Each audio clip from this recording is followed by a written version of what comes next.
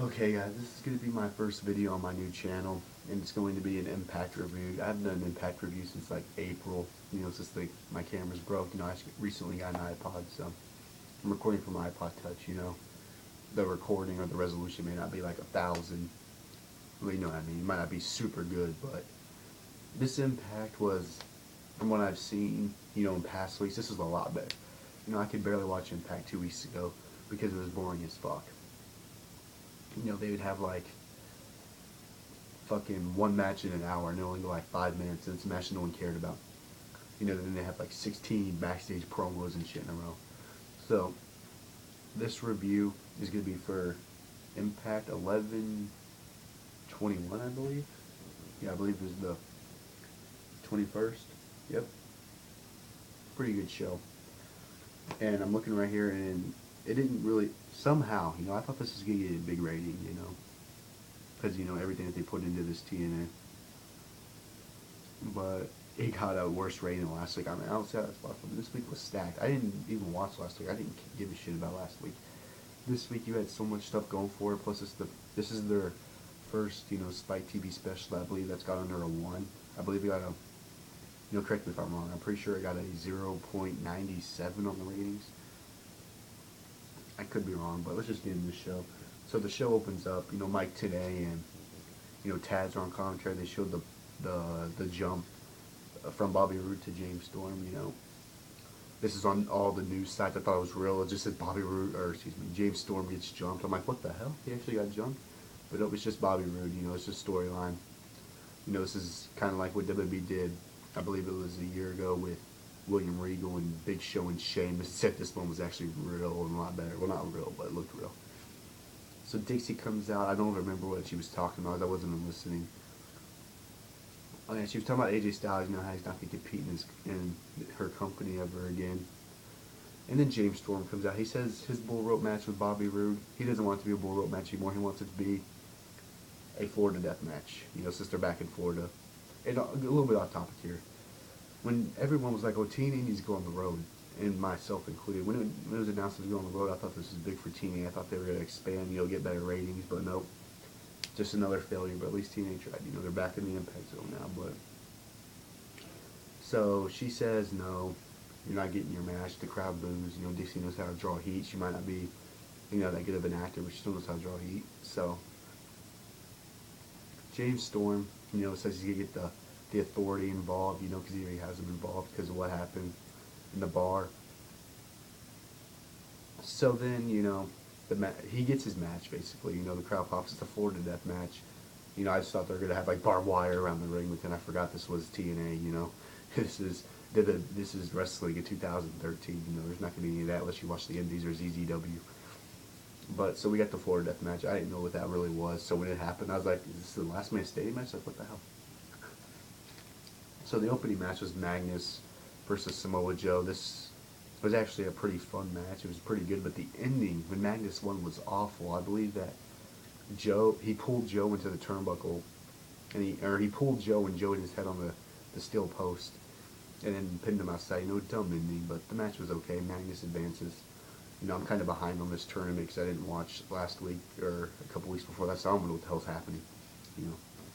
But they're putting on some good matches. And then we get the Joseph Park. He's going to call his brother Abyss.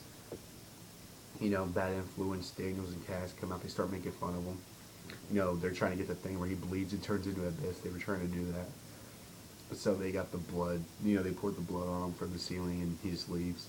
So this is, this wasn't going to happen. Abyss, everyone knows they're the same person. So I think Joseph Park's going to come back as Abyss permanently, and that's what this is all about. And then we got Gail Kim's open invitation. She fought Candice LeRae.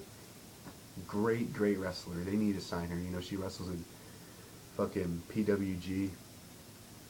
She wrestles the guys with her. She even looked good in this match. This match went like 2 minutes, but she still looked good in this match. Gail Kim wins, They need to sign these knockouts. The knockouts division is very thin right now. They really need to. I forgot Gail Kim was the knockouts champion. Just saying. But the match was good for what it's worth. It was only like 2 minutes, but it was still good. And then we got the match of the night, obviously, the Florida death match, Roode and Storm. Roode wins after Gunner throws in the towel. Stupid, obviously setting up for a feud, but this is a terrible ending. This match was amazing. This was like a pay-per-view quality match. It went over 10 minutes. There was weapons.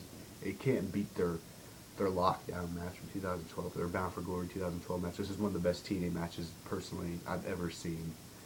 Was Bound for Glory 2012 with Roode and Storm. But this match was amazing. You know, a lot of spots. Roode was about thrown through the barbed wire table platform, but then Gunner comes out, throws in the towel. So, by my main, great match. Enjoyed watching. And then they show Christy Hemme and Sam Shaw's locker room. You know, they're signing this, or they're pushing, trying to get him on TV. I believe he won gut check, yeah. They're getting him on TV instead of just signing, you know, better talent. Because from what I've heard and seen from Sam Shaw, he's nothing special. So, next, EC3 comes out. He says he's facing a legend. Out comes Shark Boy. Shark Boy's gimmick is funny as fuck. You know, if you watch the Impact 24/7 video of him quitting his job, he's like, and that's the fishing line. You know, that was pretty funny. But I like Ethan Carter III. You know, he may lack charisma, but you know, I still like him. These guys put on, whatever. It's a regular. At least he's not squatching that one Dewey Barnes guy. You know, Shark Boy, he's back. I think for good. So, you know, it's whatever. It's a pass. And then we see Roode and Angle. You know, they're fighting. And then, because I think they're next in the tournament, but next week they're each going to pick teams of 4, I believe, and they're having an elimination match, Survivor Series. Yeah, that should be good. Then we get to the main event. It's no DQ. It's Anderson versus Bully Ray. If the Aces and Eights lose, then they must disband. If Anderson loses, he has to quit. It was an okay main event, you know. It was probably better in recent Impact main event. No. Last week's main event was pretty good, but, you know, this match was okay. You know, it was pretty slow, like every Bully Gay match. Anderson wins after, like, I believe 18 months. Aces and 0.8s are finally gone. That's what probably killed TNA, because their ratings weren't good, and then these fucking stooges come in and look at the ratings. They go from, like, 1.3s to 0.8s. You know, that's where they get their name, Aces and 0.8s. You know, the wrestlers, some of the wrestlers are at the top of the ramp. They take off the vest of Taz. You know, this was actually a pretty good segment. You know, the match, the ending was when Brooke threw the hammer. She was trying to throw it with the Bully, but Anderson caught it. So, you know, overall tonight's Impact was pretty good. I do hope, you know, Impact gets better, you know, and rating-wise, they can get to where they were, maybe get higher, because they've been doing pretty bad. Now that they're back in Orlando, Florida, they can save a lot of money, you know, instead of spending a lot and not getting anything in return, because now they, you know, being in one spot, they're saving a lot of money, you know. That means that they can pick up some more wrestlers, because I heard that they're bringing back familiar faces, you know, Shark Boy. I want to see P.D. Williams. Who else? Sanjay Dutt. Fucking Jay Lethal for sure. Definitely Jay Lethal. You know. But yeah, it was a pretty good show, you know. Hopefully Impact picks up, you know. I really do like Impact. You know, some weeks I might bitch about it, complain, say it sucks, you know. But in the end, they have good shows like this, and that makes me appreciate that there's another wrestling company on TV and not just the PG-rated WWE. So,